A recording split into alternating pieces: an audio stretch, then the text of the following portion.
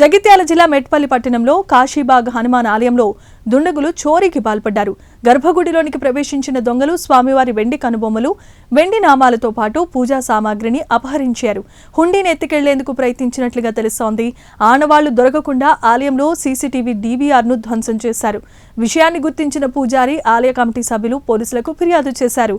పోలీసులు కేసు నమోదు చేసి దర్యాప్తు చేపట్టారు.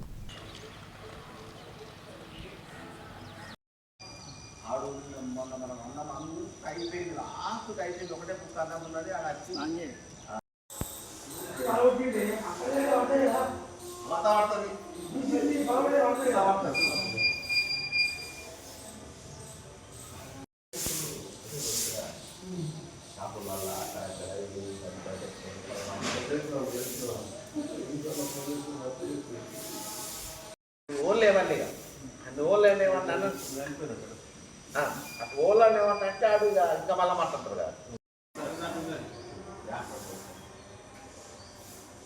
చూడాలి.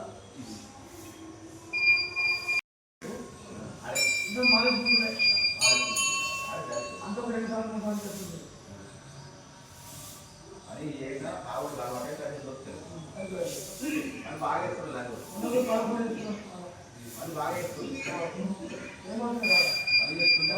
బాగా